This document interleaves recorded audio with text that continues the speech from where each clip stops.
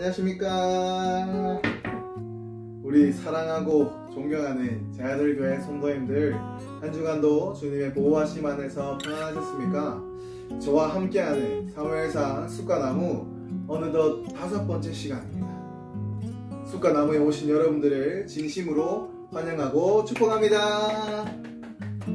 부탁드리는 것은 부디 제발 도중에 끊지 마시고 끝까지 이 영상을 꼭 다 봐주시면 감사하겠습니다.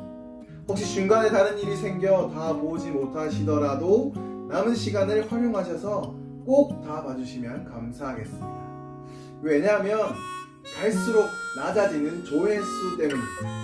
티는 내지 않지만 저의 마음이 조회수가 은근히 신경 쓰이더라고요. 그래서 조금 슬프기 때문에 이렇게 우리 교회에서 준비한 훌륭한 좋은 영상을 나만 봐야지 하지 마시고 우리 세럼들에게 공유하셔서 함께 하나님의 말씀의 은혜를 누리는 우리 제아들교회 성도님들 되시길 간절히 소망합니다.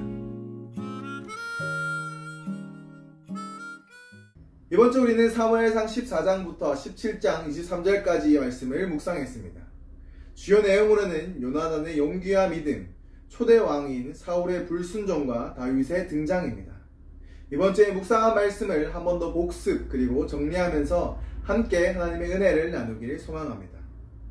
먼저 14장 1절에서 23절까지는 사울과 대조되어 하나님을 신뢰한 요나단의 모습을 보여줍니다. 13장의 블레셋과의 전투에서 사울은 사무엘을 기다리지 못하고 자신이 제사를 직접 드리는 죄, 하나님의 말씀에 불순종하는 죄를 범했습니다. 그러나 아버지와 반대로 요나단은 자기의 무기를 든 소년과 함께 블레셋으로 쳐들어가자고 합니다. 이때 요나단은 여호와께서 우리를 위해 일하심을 믿고 담대히 공격합니다. 그가 이렇게 할 수 있는 이유는 여호와의 구원이 사람의 수에 많고 적음의 제한을 받지 않는다는 것을 믿는 그 믿음이 그에게 있었기 때문입니다. 그래서 하나님께 블레셋을 칠 징표를 구하고 하나님이 징표를 직접 주시자 요나단은 블레셋을 칩니다.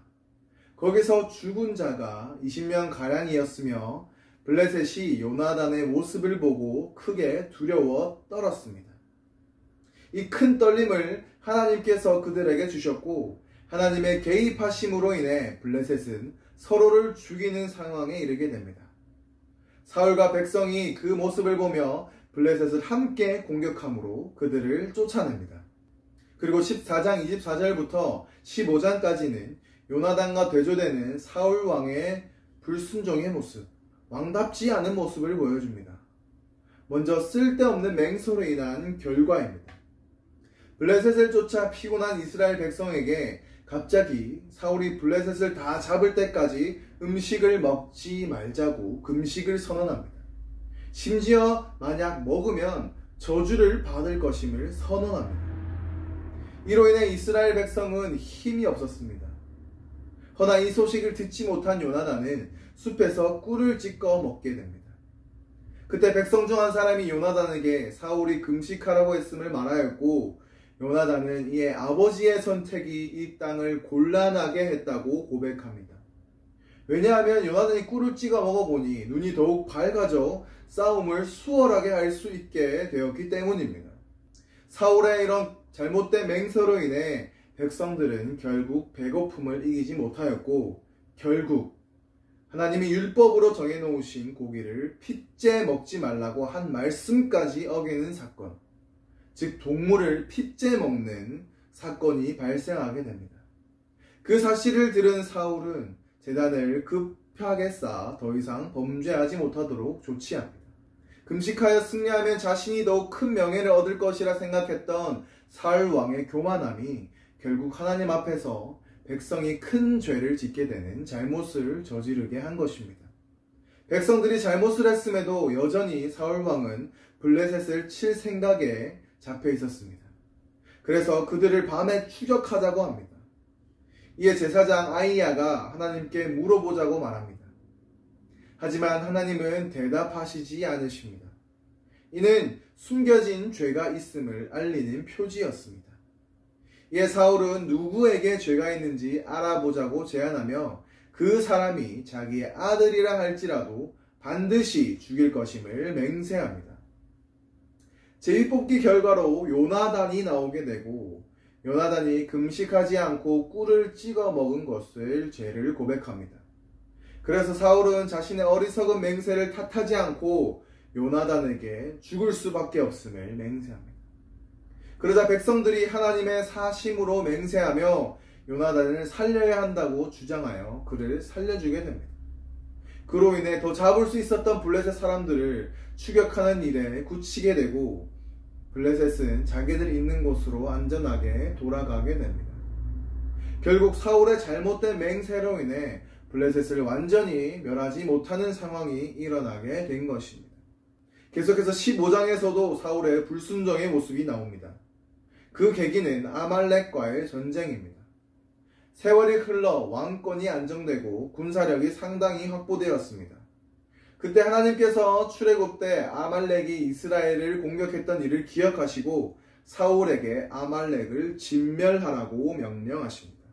사울은 아말렉을 진멸하였지만 하나님께서 사무엘을 통해 말씀하신 모든 소유를 남기지 말고 진멸하되 남녀와 소아와 젖먹는 아이와 우양과 낙타와 나귀를 죽이라 하신 그 명령을 어기고 아가곽은 포로로 잡고 가축 중 좋은 것들을 남기는 불순종의 죄를 짓게 됩니다. 이에 하나님은 사울을 왕으로 세운 것을 후회하신다고 말씀하십니다. 아말렉과의 전투로 인해 교만해진 사울에게 사무엘은 책망을 합니다. 사울은 제사를 위해 좋은 것을 남겼을 뿐 자신이 여호와의 명령에 순종했다고 주장합니다.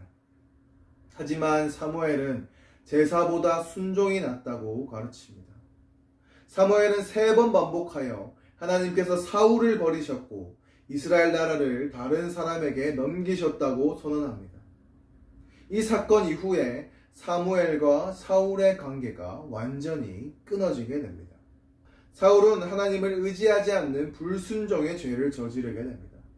어리석은 맹세로 인해 백성들을 죄를 짓는 결과로 이어지게 되었고 아말렉을 진멸하라는 하나님의 말씀의 소리를 듣지 않는 죄를 지어 결국 하나님으로부터 버림받는 지경에 이르게 됩니다. 자신을 세우신 누구보다 위대하신 하나님의 말씀을 순종하지 않는 것은 결국 하나님을 주인으로 섬기지 않고 자신을 내세우려는 우상 숭배를 한 것입니다. 사울에게는 하나님의 소리보다 자신이 높아져야 하는 내면의 소리와 우는 양의 소리, 소의 소리, 백성들의 소리가 우선적으로 들려 하나님의 소리를 듣지 못한 것입니다. 우리는 이 사울의 모습을 통해 하나님의 소리에 민감하게 반응하는 삶을 살아야 합니다. 세상의 소리는 우리를 잠깐 만족시킬 수 있으나 결국 우리를 죄의 길로 인도하게 됩니다. 하지만 그 세상의 소리도 우리가 하나님 안에 있을 때 끊을 수 있습니다. 우리의 힘으로 절대 끊을 수 없습니다. 오직 하나님 안에 있을 때, 하나님을 바라볼 때 우리는 세상의 소리에 둔감하고 하나님의 소리에 민감하게 반응할 수 있습니다. 바라기는 우리 모두가 하나님 안에 거하심으로 하나님의 음성에 민감하게 반응해 하나님의 백성으로 승리하는 인생을 살아가게 되시길 간절히 소망합니다. 16장부터는 다윗이 등장합니다. 사울 왕에 대한 하나님의 후회는 하나님의 새로운 역사로 이어집니다. 하나님은 사무엘을 이새의 집에 보내어 다윗에게 기름을 부으십니다. 사무엘이 이새의 아들들을 마주했을 때 사람은 외모를 보지만 여호와는 중심을 보신다는 말씀을 듣고 다윗에게 기름을 부었습니다. 그러자 다윗에게 성령이 강하게 임하고 이와 반대로 여호와의 영이 사울에게서 떠났고 악한 영이 그를 괴롭힙니다. 이는 하나님께서 사울을 버리시고 다윗을 택하셨음을 보여줍니다. 그동안 사무엘과 사울의 대조가 잊었다면 이제부터는 다윗과 사울의 대조를 중심으로 스토리가 이어집니다.